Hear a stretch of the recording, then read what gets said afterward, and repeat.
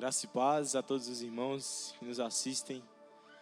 E queria dizer para vocês que se acomodem aí, chamem suas famílias. Vamos nos reunir, adorar ao Senhor nessa noite. Curvem suas cabeças, vamos orar. Jesus, nós te agradecemos. Nós te agradecemos porque Tu és Rei, Tu és soberano. Tu és o mesmo hoje, sempre, todos os dias. O Senhor não muda. Mesmo quando nós mudamos, o Senhor permanece o mesmo. O Seu trono é o mesmo. Deus, mas nos perdoe por causa dos nossos pecados. Nos perdoe pelas nossas falhas. Perdoe-nos por tudo que nós cometemos, Jesus, contra o Senhor, contra a Tua glória, contra aquilo que o Senhor faz, contra aquilo contra tudo que nós cometemos contra o Senhor. Nos perdoe, Jesus, e nos leve a um lugar mais profundo nessa noite.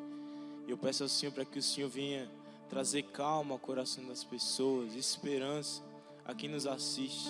Em nome de Jesus, que o Senhor leve esperança. Em nome de Jesus, que o Senhor tire o medo nessa noite, restaure o coração das pessoas. Em nome de Jesus, nós te agradecemos, Senhor. Jesus, em Tua presença, reunimos-nos aqui. Contemplamos Tua face e rendemos-nos a Ti, pois um dia a Sua morte trouxe vida a todos nós e nos deu completo acesso ao coração do Pai. E o véu que separava já não separa mais. A luz que outrora apagada agora brilha e cada dia brilha mais. Só pra te adorar e fazer Teu nome grande, te dar o louvor que é devido. Estamos nós aqui, Jesus, em Tua presença, reunimos-nos aqui. Contemplamos Tua face e rendemos-nos a Ti, pois um dia a Sua morte trouxe vida a todos nós e nos deu completo acesso ao coração do Pai. E o véu que separava já não separa mais. A luz que outrora apagada agora brilha e cada dia brilha mais e mais e mais. Só pra te adorar e fazer Teu nome grande e te dar o louvor que é devido. Estamos nós aqui, só pra te adorar, sim, Senhor, e fazer Teu nome grande e te dar o louvor que é devido. Estamos nós aqui.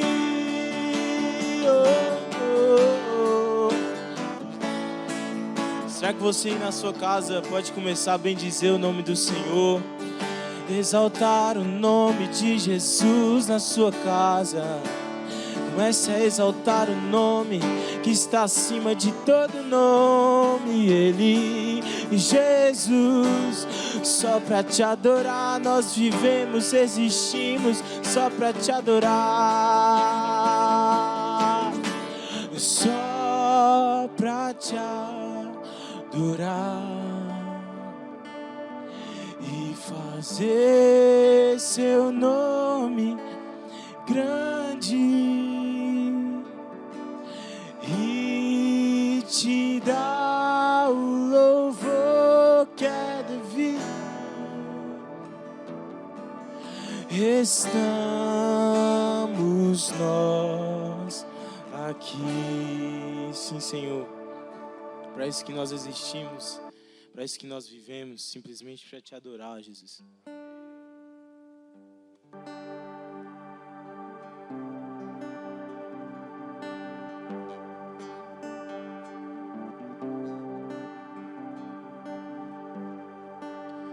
O poder do pecado reinou, inimigo de Deus eu nasci, um miserável. Só as trevas aqui eu amei, nada em Deus desejei ou busquei, trevas eu era. Sim, graça eterna e soberana me alcançou, chamou-me, buscou-me, a graça superabundou. A graça superabundou.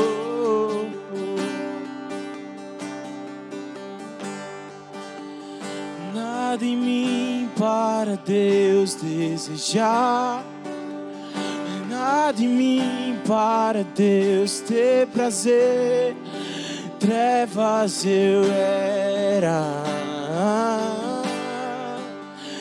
meu caminho foi escuridão, cada passo foi rebelião, como amor-me, oh, sim, graça eterna e soberana me alcançou, chamou-me, buscou-me, a graça superabundou.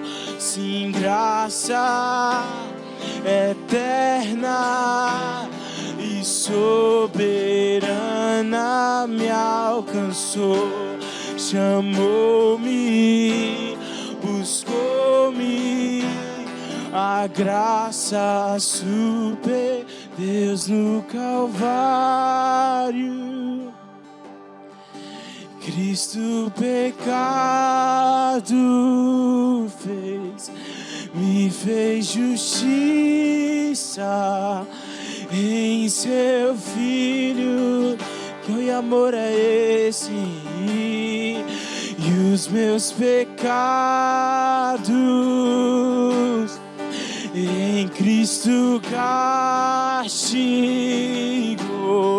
sou livre nele, Jesus Cristo. Deus no Calvário, Cristo pecado fez, me fez justiça em seu Filho. Sim, que amor é esse? E que amor é esse? Os meus pecados em Cristo castigo, sou livre nele, Jesus Cristo. Pode começar a adorar a Ele aí na sua casa. amor é esse? Você é livre, irmão. Você que está me ouvindo aí, você é livre. Livre em Cristo. Livre. Livre das cadeias do pecado, do medo. Livre. Ele nos tornou livres naquela cruz. Livres, livres. O véu foi rasgado. Nós podemos ir ao Pai. O véu foi rasgado. O véu foi rasgado. Adora Ele, ao Rei dos Reis. Adora Ele, aquele que é digno de toda adoração. Adora Ele, aquele que é digno de toda exaltação. Jesus, Jesus, Jesus. Sem graça, sem graça eterna, isso me alcançou, chamou-me, buscou-me, a graça superabundou. Lá na cruz Jesus Cristo morreu. Lá na cruz tudo em mim reviveu.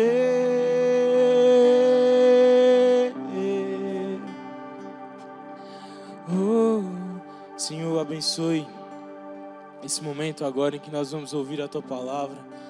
Que o Senhor restaure pessoas, transforme pessoas, em nome de Jesus. Nós te agradecemos. Senhor Jesus, que bom nós estamos aqui para mais essa escola dominical. E eu quero agradecer também os irmãos, né, que participam aqui do culto nessa manhã. O Luiz Felipe que cantou, o pastor William, a irmã Ellen, Claudiane, o nosso cinegrafista, o Luiz Henrique, né? O Cláudio, e agora o nome do Tiago. O Tiago, o Beto e o Henrique.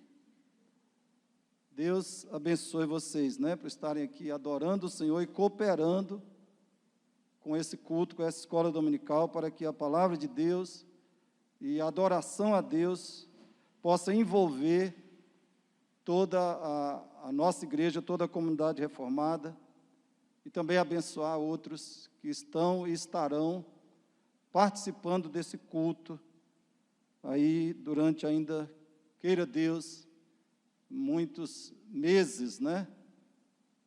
Que muitas pessoas participem, recebam esses louvores, adorem a Deus por meio desses louvores, e muitas pessoas sejam edificadas, abençoadas pelo Senhor, pela palavra do Senhor, que será ministrada agora. Então eu quero convidar você a abrir a palavra de Deus no Evangelho do Apóstolo João. Evangelho do Apóstolo João, capítulo 10. Daqui a pouco nós vamos ler. Evangelho de João, capítulo 10.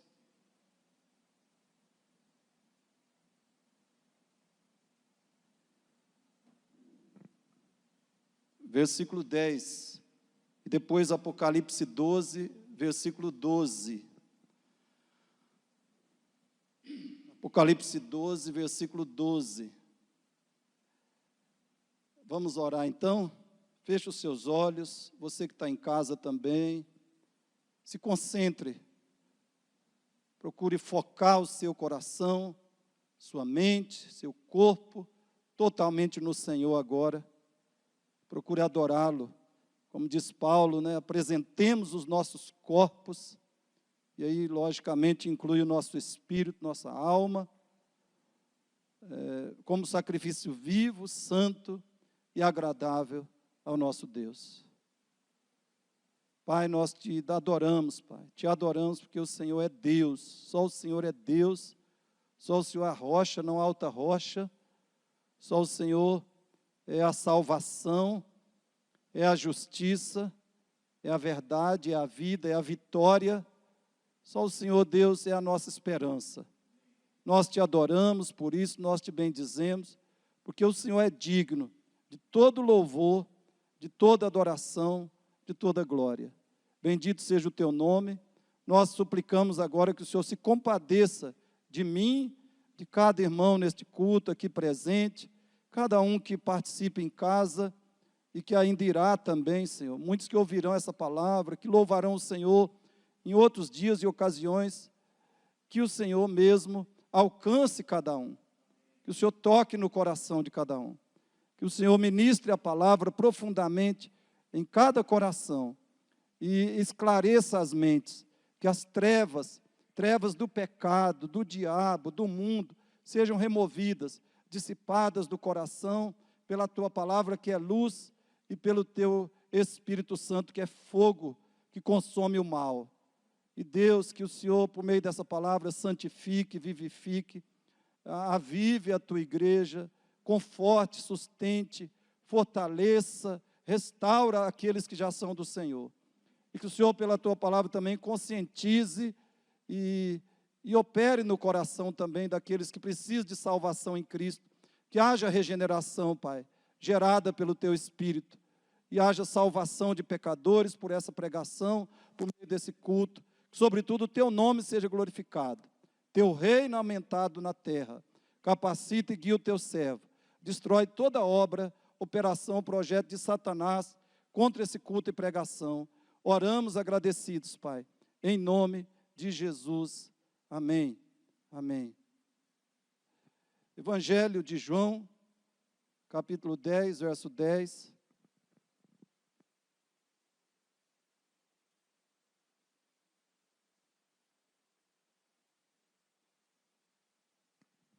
Evangelho de João, capítulo 10, versículo 10.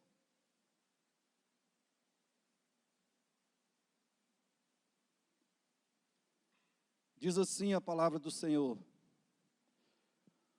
o ladrão vem somente para roubar, matar e destruir. Eu vim para que tenham vida e a tenham em abundância. Jesus falando. O ladrão vem somente para roubar, matar e destruir. Eu vim para que tenham vida e a tenham em abundância. Apocalipse 12, verso 12 está escrito. Diz a palavra do Senhor: por isso, festejai os céus, e vós os que nele habitais. Ai da terra e do mar, pois o diabo desceu até vós, cheio de grande cólera, sabendo que pouco tempo lhe resta.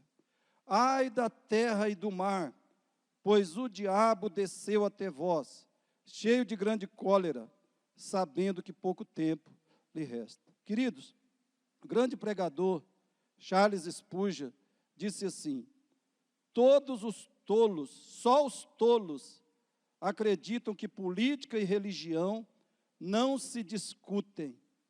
Por isso os ladrões permanecem no poder e os falsos profetas continuam a pregar. E o conselheiro bíblico e escritor Edward Welch diz algo que eu espero que nós nunca esqueçamos. E o que ele disse é: Satanás sempre está no jogo. Seja qual for o jogo, Satanás sempre está no jogo. Satanás sempre está na religião, não é? Espero que você tenha entendido. Satanás sempre está na religião. Satanás sempre está na ciência. Satanás sempre está na educação. Satanás sempre está na família, tentando alcançar alguma vitória, algum benefício próprio. E Satanás sempre está na política. Não esqueça disso. O diabo sempre está no jogo. Os dois versos que nós lemos ensinam essa verdade de um modo muitíssimo evidente.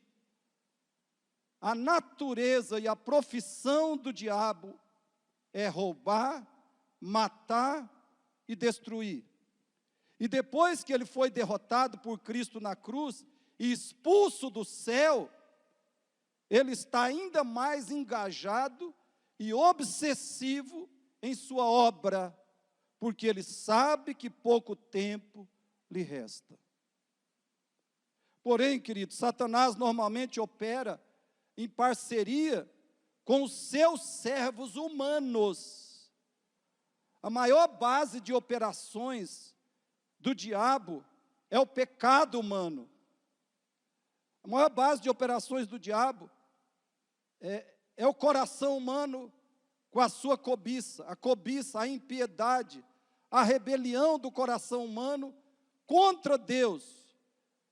Uma grande base de operação do diabo é o ateísmo prático dos homens. Portanto, nós vamos tentar explicitar agora, tentar mostrar mais claramente algumas formas em que o diabo provavelmente está no jogo nessa crise que envolve a política e o governo em nosso país. Em primeiro lugar, atente comigo, se você puder, até acompanhe a leitura dessa primeira verdade. Satanás quer que idolatremos o governo ou o presidente, colocando neles total confiança e esperança. O diabo quer mover o nosso coração, cativar o nosso coração a uma atitude de idolatria ao presidente e ao governo. O diabo quer nos levar a colocar neles total confiança e esperança. Veja o que diz a palavra de Deus, querido, sobre isso. Jeremias 17, verso 5, diz assim: assim diz o Senhor, maldito o homem que confia no homem, isto é, que confia em outro ser humano, como se fosse Deus, faz da carne mortal o seu braço e aparta o seu coração do Senhor. Maldito o homem que faz do ser humano o seu braço forte e aparta o seu coração do Senhor. Maldito o homem que deixa de depender e confiar inteiramente no Deus vivo, no Deus revelado nas Escrituras. E olha outro texto, preste atenção, Salmo 146, 1 a 3, diz assim: não confieis em príncipes, nem nos filhos dos homens, em quem não há salvação. Sai-lhes o espírito e eles tornam ao pó. Nesse mesmo dia perecem todos os seus desígnios. Bem-aventurado aquele que tem o Deus de Jacó por seu auxílio, cuja esperança está no Senhor seu Deus. Bem-aventurado aquele para quem o Deus de Jacó é o seu auxílio fundamental e supremo. Bem-aventurado aquele que tem, aquele cuja esperança fundamental e suprema é o Senhor, é o Deus vivo. Querido, isso quer dizer o quê? Que nenhum ser humano ou governo deve ser a nossa esperança última e ter o nosso apoio incondicional. Nenhum ser humano, nenhum governo deve ser a nossa esperança última. Nenhum ser humano, nenhum governo deve ter o nosso apoio incondicional. O fatídico 24 de abril, envolvendo o Ministério da Justiça, é mais uma prova disso. Porém, não idolatrar o governo, não idolatrar o presidente, não significa que já temos motivos, pelo menos no nosso país, no Brasil, na atual conjuntura da nossa nação, não idolatrar o atual presidente, não significa que nós já temos motivos para falar mal dele e fazermos oposição a ele e ao seu governo. Então, o que eu quero que você tenha consciência disso. Nós, eu, você, e do meu ponto de vista, cada brasileiro, cada cristão também, nós não temos motivos para falar mal do nosso presidente ou do nosso governo federal e nos colocarmos em oposição a ele. Eu espero que nunca tenhamos esses motivos. Por enquanto ainda não temos. E eu pretendo mostrar isso até o final dessa mensagem. Portanto, vamos prosseguir. Segundo lugar,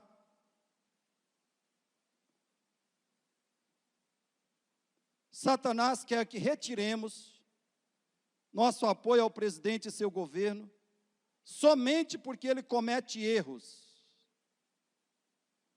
Lembre disso.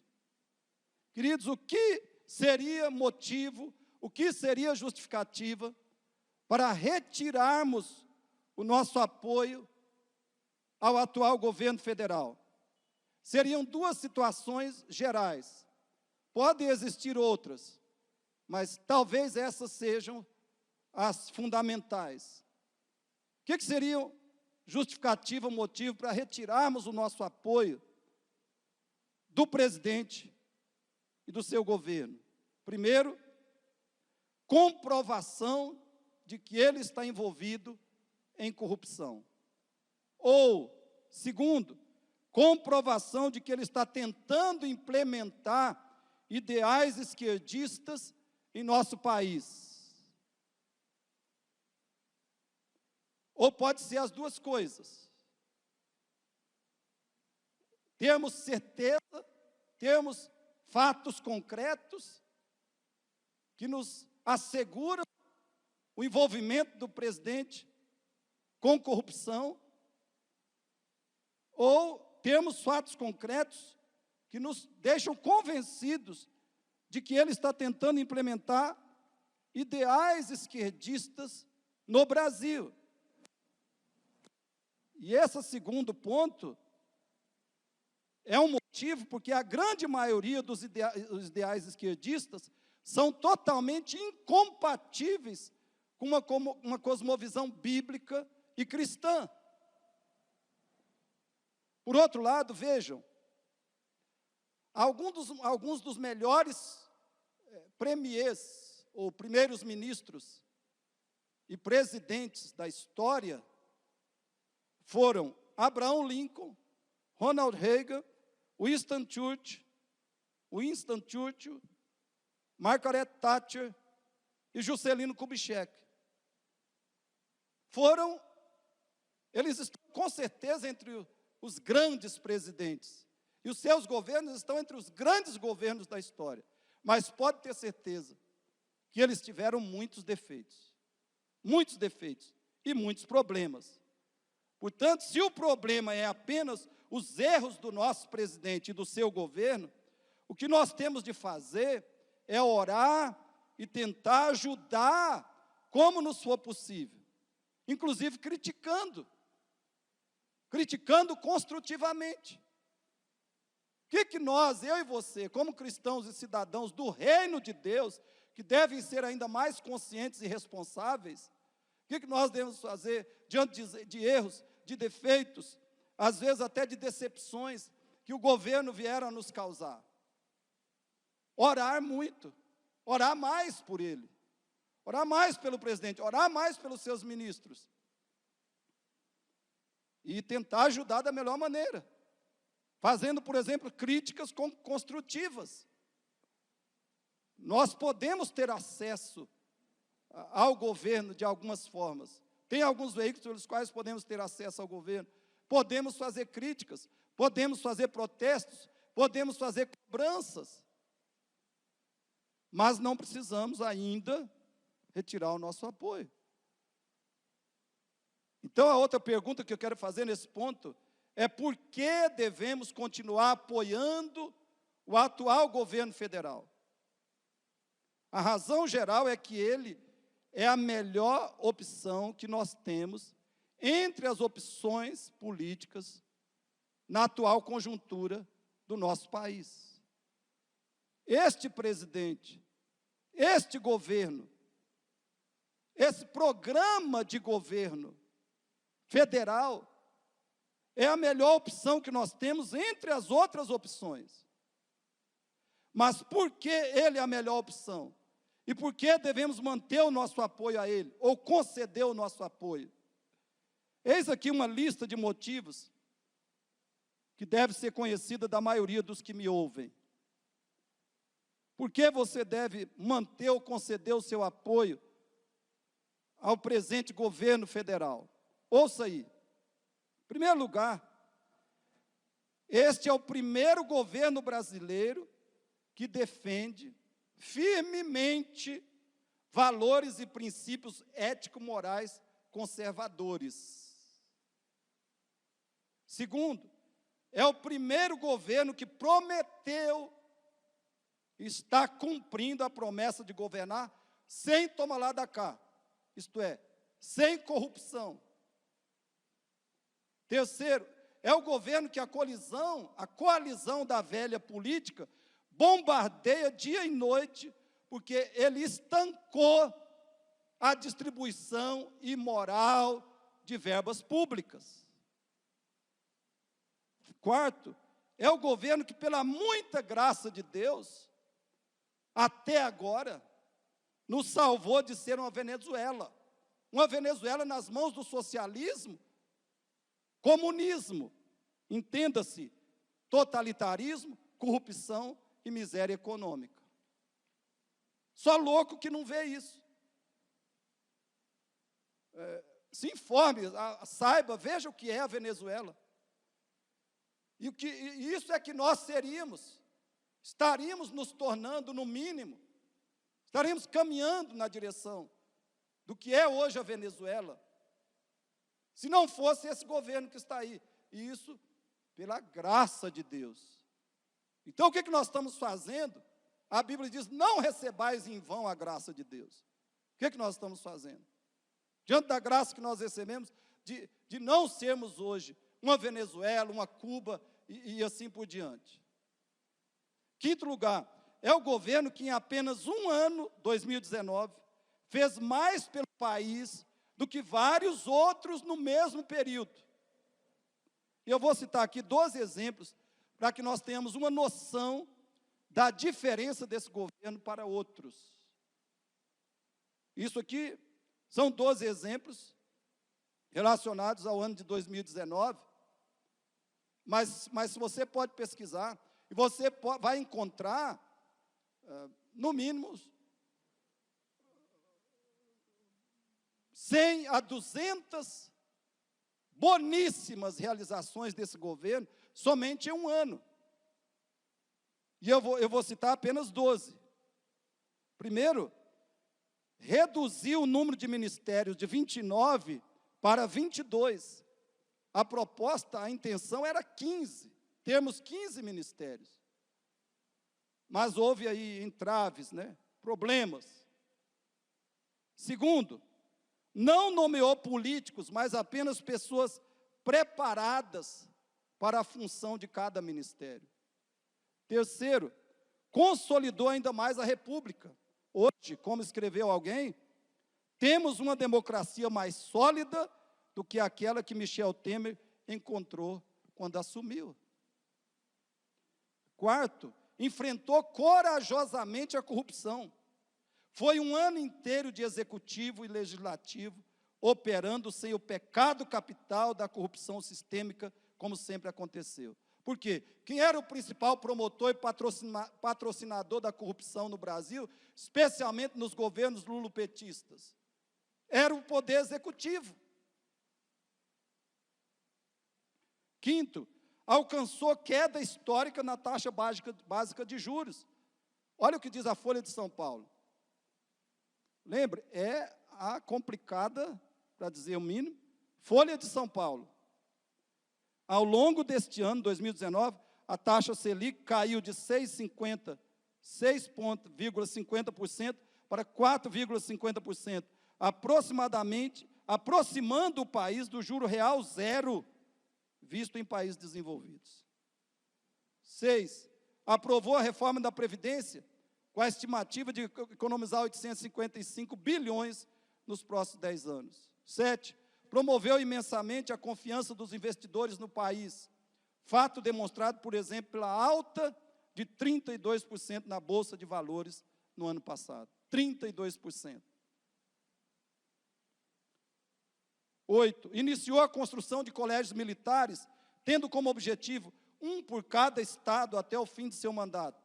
9, decretou a extinção de 21 mil cargos e comissões que consumiam anualmente 195 milhões em dinheiro público. 10, criou a lei número 13.846, que combate fraudes previdenciárias e que vai gerar uma economia acima de 100 bilhões em 10 anos. 11, atingiu mais de 20% na queda dos índices de criminalidade. 12, freou o desemprego e possibilitou a geração de quase 1 milhão de novos empregos em 2019. O melhor desempenho para o período desde 2013. E esse governo tentou,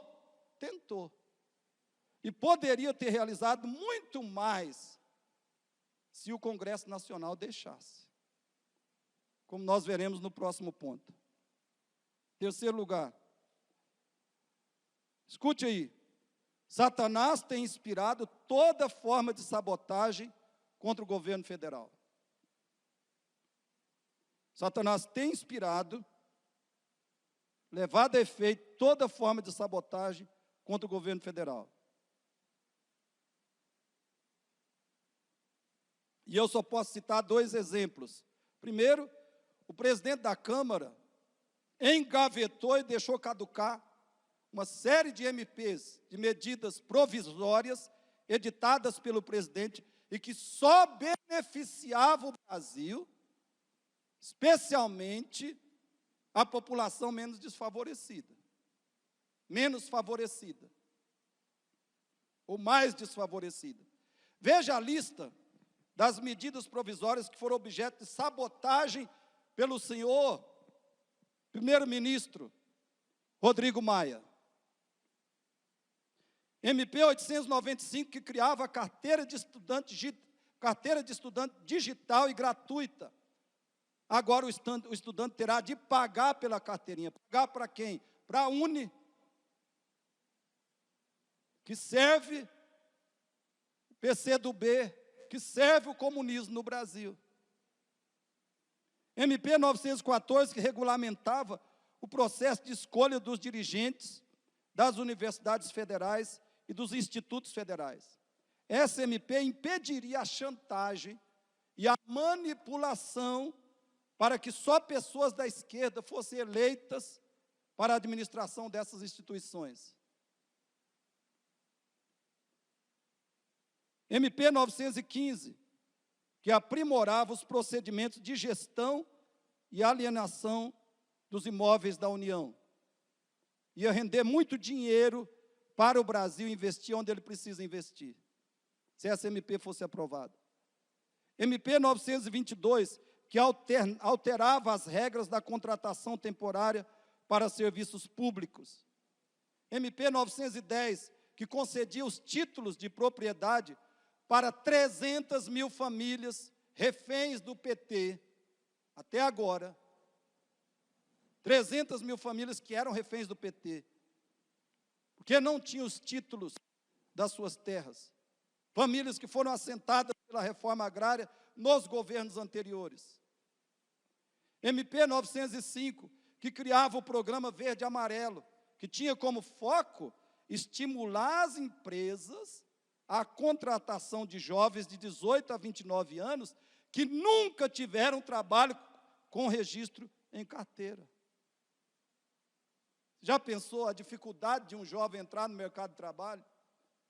Principalmente quando ele não tem, ainda não teve nenhum emprego com carteira assinada. Então, jovens de 18 a 29 anos, se essa MP fosse aprovada, eles teriam muito mais facilidade de ter o primeiro emprego, de ter a sua carteira assinada, enfim, de ser embalado aí na sua vida profissional.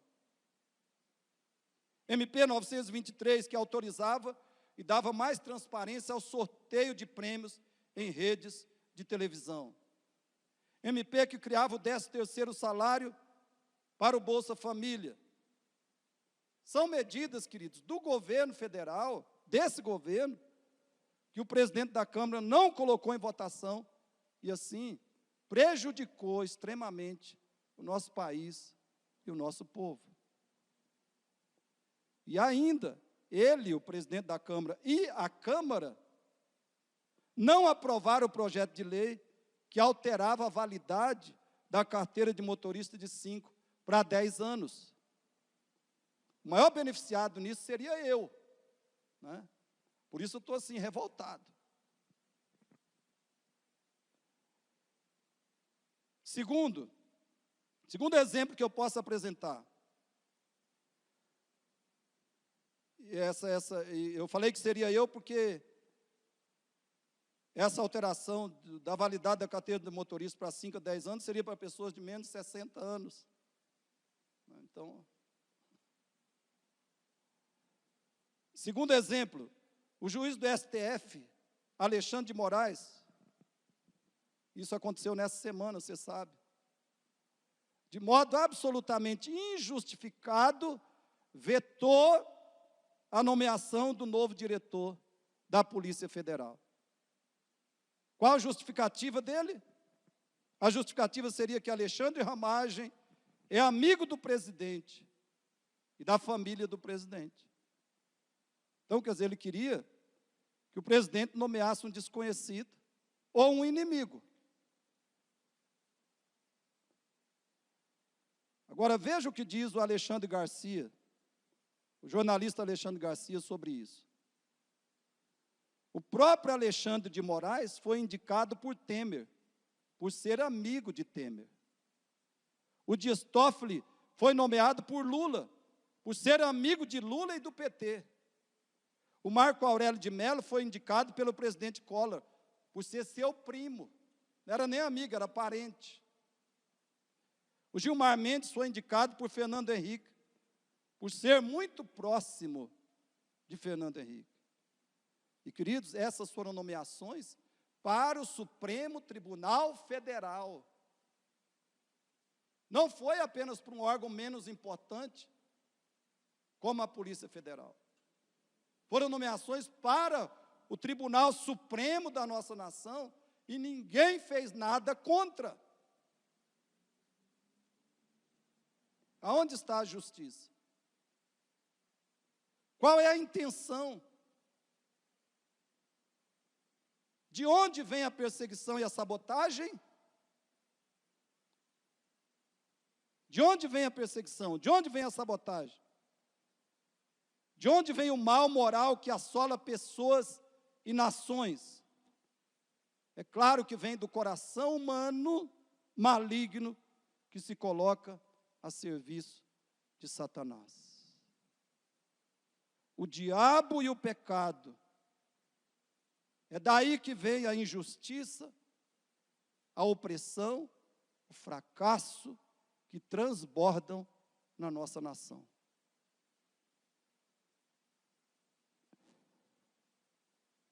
Quarto lugar, como é que Satanás e o pecado se manifestam na política e no governo do nosso país?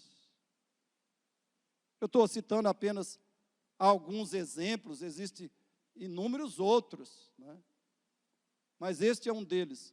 Satanás tem inspirado 5 instituições cujos objetivos são unicamente eliminar o atual governo, porque ele não atende às suas aspirações pessoais, corporativas, corruptas e nojentas.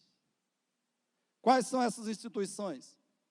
O Congresso Nacional, a maioria dos seus membros, não todos, o STF, a maioria dos seus membros, a OAB, como instituição, não todos os seus membros, A imprensa, a maioria dos seus órgãos, não todos, a esquerda, partidos como o PT, o PSOL, o PCdoB e o PDT. E essas instituições assumem 3 posturas absolutamente perversas. Primeiro, não respeita a vontade de quase 60 milhões de brasileiros que elegeram o presidente atual. Isso quer dizer que eles são absolutamente hipócritas, porque se você lhes perguntar se eles são democráticos, se eles são a favor da democracia, se eles defendem a democracia, eles vão dizer que sim. Segundo, esses grupos nunca elogiam o governo. Os acertos desse governo são muito maiores do que os erros, mas parece que o governo só está fazendo o que não presta. Quem fazia o que presta era o Lula, era a Dilma. Terceiro, eles não se importam com o desastre que seria para o país a queda do atual governo. Qual é a razão que essas pessoas têm essas posturas? O ex-deputado Roberto Jefferson expressou muito bem: síndrome de abstinência. Esse pessoal é fissurado em poder político e mordomia com dinheiro público. Eles são dependentes disso. Eles não conseguem viver sem isso. Está na alma, né? Está na alma dos políticos brasileiros. Não está na alma, é a alma deles. A alma dos políticos brasileiros é corrupção, é mordomia, é farra com dinheiro público. E é por isso que eles estão assim desesperados. O lema deles é o quanto pior, melhor. Porque aí eles podem dominar, eles podem exercer o máximo de poder possível e usufruir o máximo do dinheiro público imoralmente. Governo sem corrupção é o inferno dessa gente. E eu espero de todo o coração, querido, que eu e você sejamos e nos coloquemos como instrumentos de Deus para mudar, se for o propósito soberano de Deus, mudar essa cultura maligna, diabólica, de corrupção, de mordomia, de farra com dinheiro público que nós temos vivido no nosso país. Espero que você não seja e não continue se tem sido um alienado político. Até porque o seu e o meu chamados é sermos sal da terra e luz do mundo. E não só nas questões morais pessoais. Quinto e último lugar. Como é que Satanás tem destruído a nossa nação? Através da política e do governo. Satanás está no absoluto relativismo e humanismo da esquerda e da direita libertária, em seu descaso com verdadeiros princípios morais. Eu vou mencionar apenas a pauta destruidora da esquerda. E essa é outra razão principal que eles têm de destruir o atual governo. A primeira é a corrupção, é a sede diabólica de poder, a necessidade, a fissura por roubar o dinheiro do povo. E a segunda razão é uma razão ideológica. Chama-se amoralidade. Essa é outra razão principal que eles têm de destruir o atual governo. Racionalidade, insanidade, racionalidade e sanidade passou longe dessa gente. Passa longe deles. Preste atenção. Veja a pauta amoral da esquerda e que o progressismo anseia para o Brasil. Qual é a pauta da esquerda? O que é que o progressismo anseia para o Brasil? Veja a pauta amoral deles e guarde isso na sua mente e coração. O que eles querem fazer com o Brasil? Eliminação da tradição judaico-cristã. Eliminação do cristianismo, e, se possível, de qualquer religião. Eliminação da família tradicional. Abolição da propriedade privada. Ética relativista ou verdade relativa. Estado socialista comunista. Igualitarismo. Econômico também. Normalização da homossexualidade. Legalização do aborto. Legalização das drogas. Casamento homossexual. Adoção por casais homossexuais. Vitimização dos criminosos. Desmoralização da autoridade. Normalização do feminismo. Desarmamento da população. Doutrinação socialista nas escolas. Falsos direitos humanos. Ou seja, por exemplo, direito humano que favorece só bandido. As vítimas não têm direitos, né? Evolucionismo, naturalismo, evolucionismo barra naturalismo, barra humanismo. Não redução da maioridade penal, normalização da identidade de gênero, politicamente correto, intolerância ao contraditório. Essa gente aqui fala muito intolerância, mas se você discordar deles, você vai sentir o machado da intolerância na sua cabeça. E olha, que isso aqui, eu espero que você desperte, que você acorde e que você faça tudo que pode fazer, porque tudo isso aqui já está permeando a cultura brasileira. A cultura brasileira já está imensamente, profundamente permeada de todos esses valores do próprio inferno. Então eu espero que você desperte-se para fazer o que você não tem feito ainda, em prol do bem, da verdade, da justiça e de tudo que é de Deus, verdadeiramente, para o ser humano, para a família e para uma nação. Espero que eu e você façamos o que está ao nosso alcance. Agora veja, por outro lado, pelo que então eu e você temos que lutar. Veja a pauta moral da direita conservadora. O que o conservadorismo anseia para o Brasil. Preste atenção, querido. Qual é a pauta moral da direita conservadora? O que é que o conservadorismo anseia para o Brasil?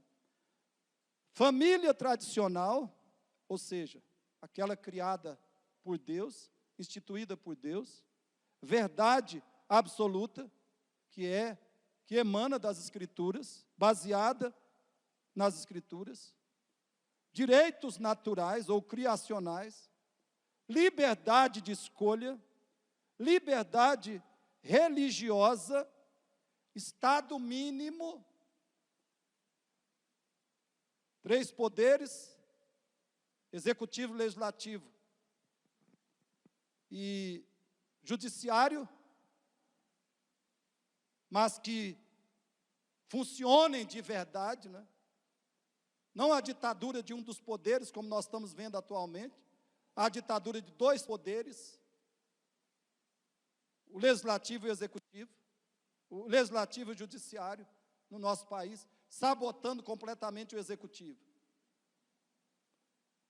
Nós temos que fazer funcionar.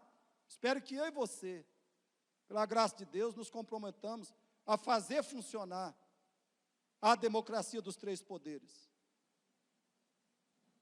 Preservação da propriedade privada, capitalismo de livre mercado, meritocracia, generosidade com os mais necessitados, proibição do aborto, criminalização das drogas, diversidade de gênero, casamento heterossexual, valorização da autoridade, combate rigoroso à criminalidade, penalização justa dos criminosos, proteção da mulher e da criança, redução da maioridade penal, escola ensinadora, preservação ambiental e realisticamente correto.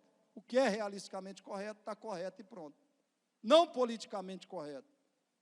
E etc. Querido, agora eu peço que você entenda. Pelo amor de Deus, eu não estou, espero que você não me entenda mal. Eu não estou dizendo que conservadorismo ou direita moderada são o mesmo que cristianismo bíblico e reformado. Lembre disso. Conservadorismo, direita moderada, não é ou não são idênticos, não são exatamente iguais a cristianismo bíblico e reformado. Muitos conservadores nem cristãos são. Há muitos conservadores que não são nem cristãos. Ou seja, não confessam nenhum tipo de fé ou de confissão cristã, mas são conservadores. Agora, a verdade é que é possível ser conservador sem ser cristão, mas, a meu ver, é impossível ser cristão sem ser conservador, nesses aspectos morais. Então, o que eu estou afirmando aqui é que diversos valores e princípios conservadores são também valores e princípios cristãos bíblicos. É só isso que eu estou dizendo. Espero que seja lembrado. Concluindo, queridos. Concluindo, preste mais atenção. Como nós devemos nos posicionar e agir diante das conspirações e operações do mal na política e no Estado? Eu respondo com 5 palavras. Primeiro, discernimento. Qual é a primeira palavra? Discernimento. Nós não podemos ficar indiferentes à política. Aliás, um cristão indiferente à política é alguém que está negando a sua fé em Cristo. Está negando o cristianismo verdadeiro e bíblico. Não podemos ser indiferentes, alienados da política, das questões de governo, de Estado. Por outro lado, não podemos nos precipitar diante dos fatos políticos. Vamos olhar as notícias, olhar a Bíblia e pedir compreensão, entendimento ao nosso Deus. Pedir discernimento ao Espírito Santo. Nós temos que separar a verdade do engano, a realidade da manipulação. Segunda palavra, coerência. Façamos a nós mesmos 3 perguntas. Coerência. Como é que nós vamos saber se estamos sendo coerentes com essa questão do cristianismo conservador ou do conservadorismo cristão? Como sabemos se há coerência em nós? Do nosso pensar com o nosso agir ou proceder. Primeiro, a primeira pergunta é: eu estou vivendo os valores cristãos conservadores que eu declaro acreditar? Eu vivo os valores cristãos conservadores que eu professo?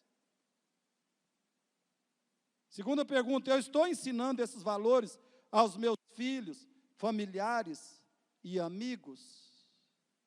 Ou seja, eu estou exercendo uma influência conservadora, cristã, sobre os meus filhos, sobre amigos, sobre meus familiares?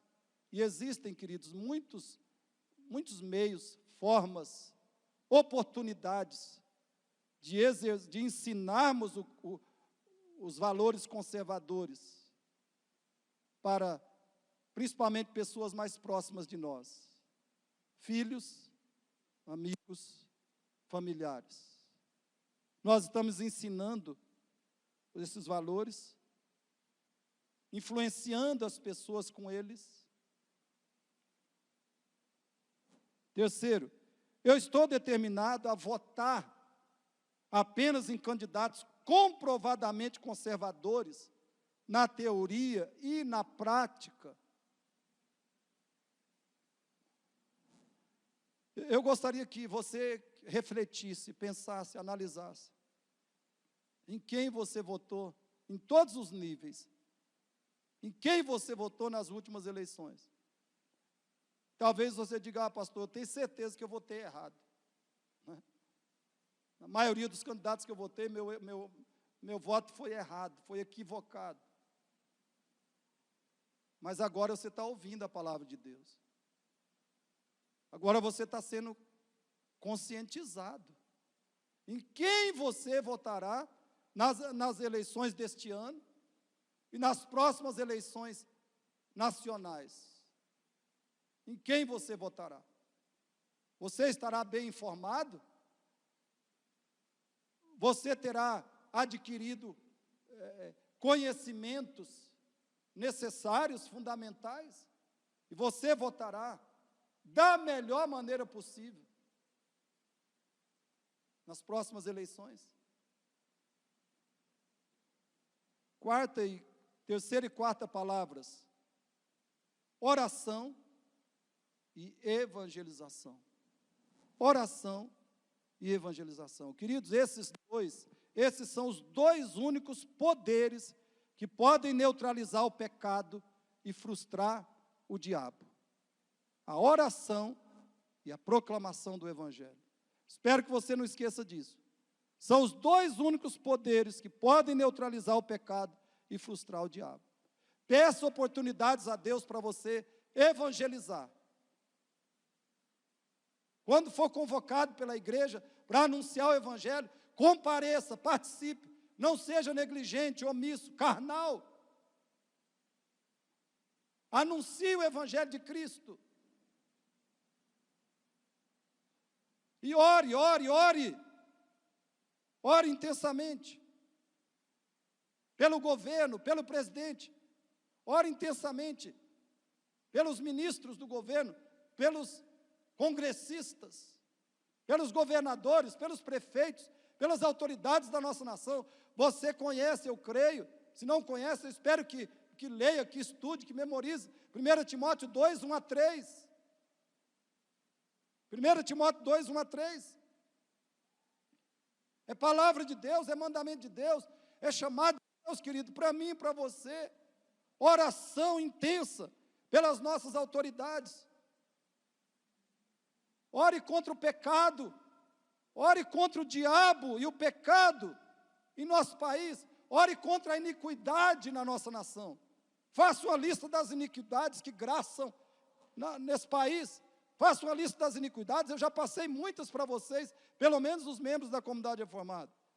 Já passei uma ampla lista das iniquidades que assolam, que desertificam essa nação. Ore contra essas iniquidades, para que elas sejam destruídas pela graça, pelo poder, pela misericórdia de Deus, pelo Evangelho pregado.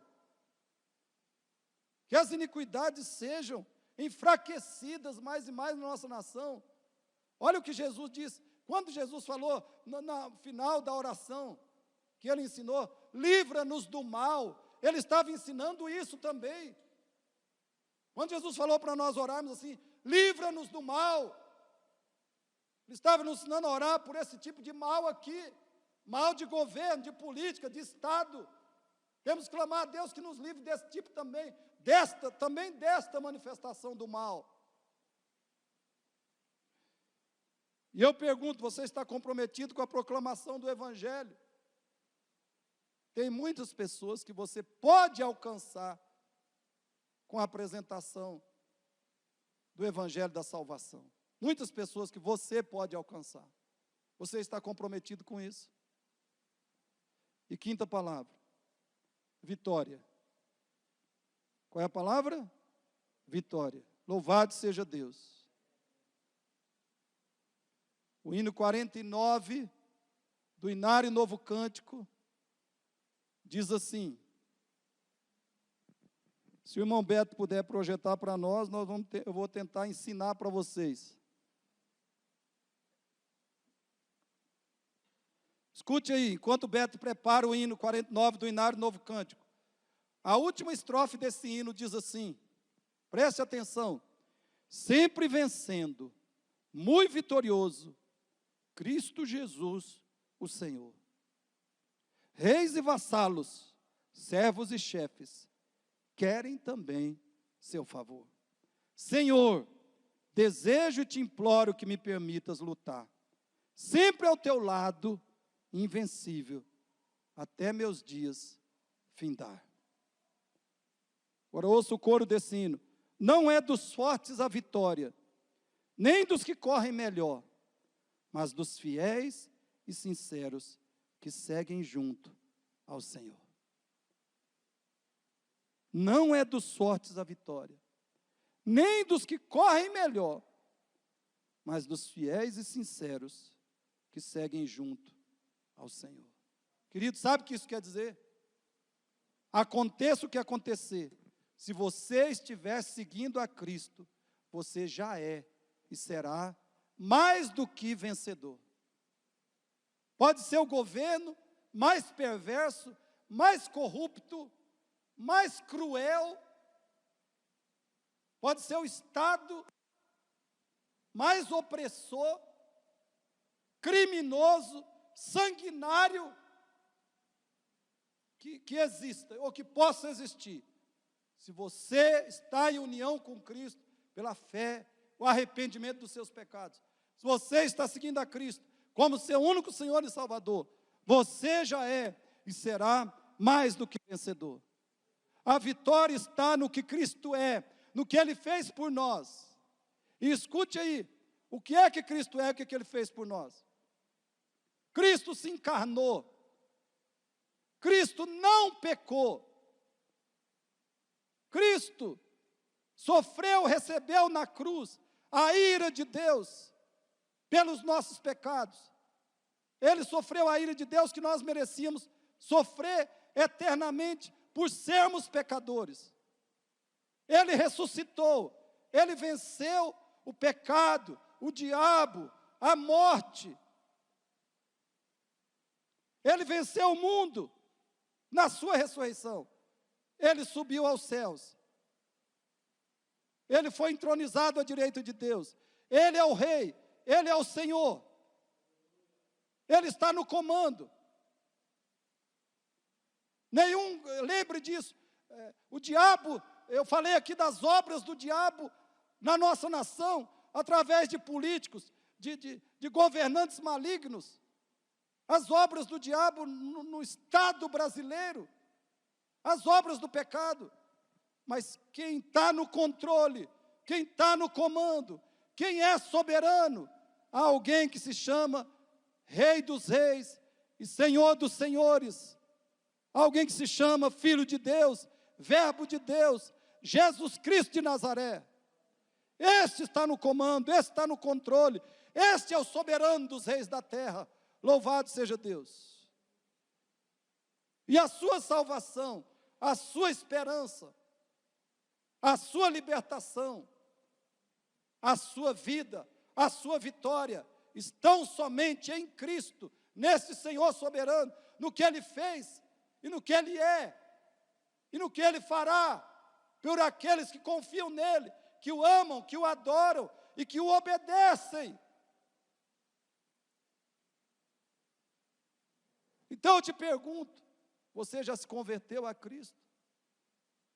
Você é jovem, você é homem, você é mulher, criança, você já se converteu a Cristo, isto é, você já tem uma vida transformada pelo Evangelho, pela Palavra de Deus, uma vida que comprova que o seu arrependimento e fé em Cristo são verdadeiros, são autênticos. Queridos, a Palavra de Deus nos convoca, esse é o maior chamado de Deus para o ser humano. Arrependa-se, arrependa-se, arrependa-se dos seus pecados. Creia no Evangelho, os seus pecados serão cancelados, você será salvo. Ou seja, você será mais do que vencedor sobre o diabo, sobre o pecado, sobre todo o mal que assola esse mundo, que assola essa terra. Você será vencedor. Você terá paz com Deus, paz com Deus, perdão total dos seus pecados, pelo sangue de Cristo, pelo sacrifício dele consumado na cruz e na ressurreição. Você será filho de Deus, você terá a vida eterna agora. Ao se converter, ao se entregar a Cristo de coração, você terá a vida eterna, você terá a vitória, verdadeira vitória. Eu espero que você se renda a Cristo verdadeiramente. Que Ele seja, a partir de hoje, se ainda não tem sido, que Ele seja o seu único Senhor e Salvador, e que a Bíblia, a palavra de Deus, seja sua regra, seu manual de vida, de fé e de vida prática. Feche os seus olhos, vamos orar. Pai, agradecemos a palavra do Senhor. Te agradecemos o que o Senhor nos ensinou, nos falou nessa noite. E eu te suplico, em nome de Jesus Cristo, que o Senhor se compadeça de mim e de cada um que é discípulo, que é filho de Deus em Cristo Jesus. E que Deus, o Senhor, por essa palavra, vivifique, desperte, alegre, restaure o coração, conforte, sustente, fortaleça a igreja do Senhor. Cada membro da família, da comunidade reformada e de outras igrejas de Cristo, denominações que estejam nos ouvindo. Santifica o teu povo, Senhor. Conscientiza o teu povo. Capacita o teu povo pela tua palavra, para abraçarmos e fazermos a vontade do Senhor.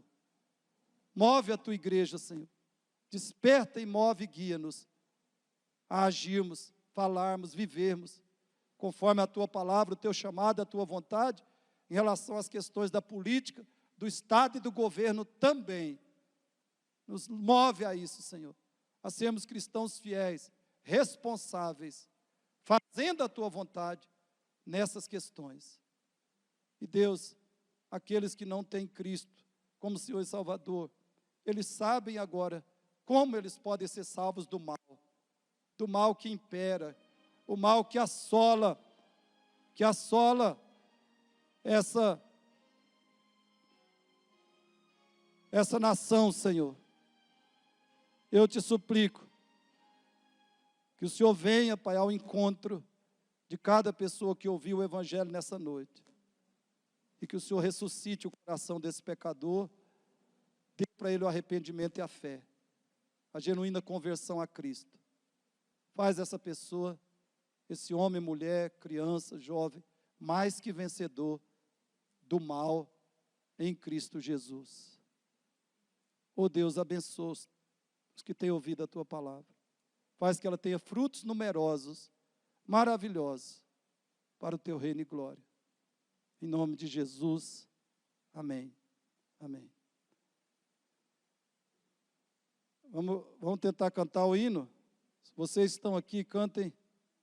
Tentem cantar comigo.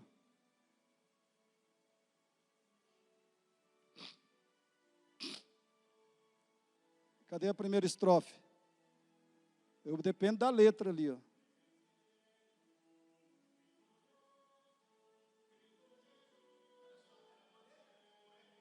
Tem um arquivo com a letra.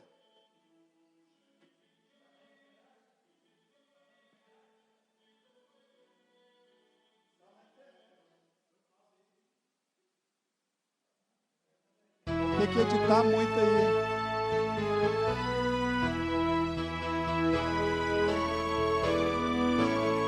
Vamos ver se tem a letra aí.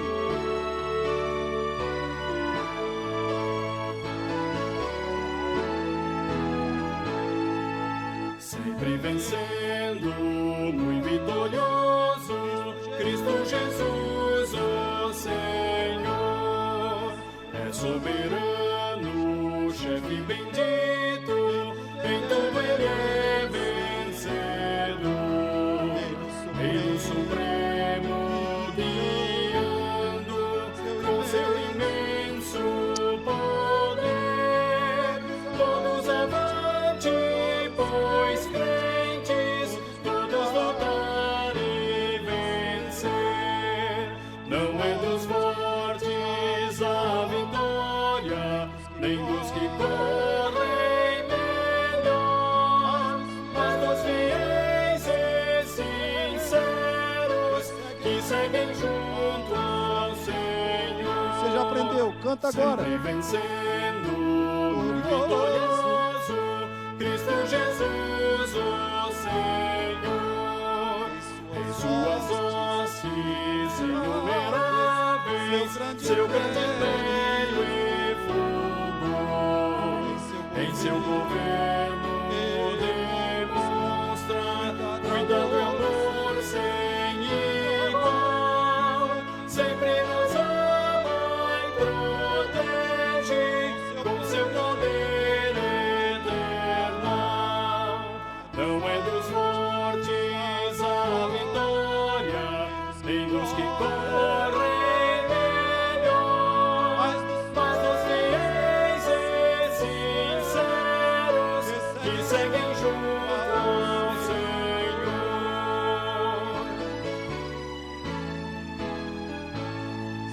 Sempre vencendo, muito vitorioso, Cristo Jesus, o Senhor. Reis e vassalos, servos e chefes, querem também seu favor. Senhor, desejo e te imploro, que lhe permitas voar, sempre atuando invencível, até meus dias findar. Não é dos fortes a vitória, nem dos que correm melhor, mas dos fiéis e sinceros que seguem junto ao Senhor. Amém. Deus te abençoe, querido, que dê toda a vitória.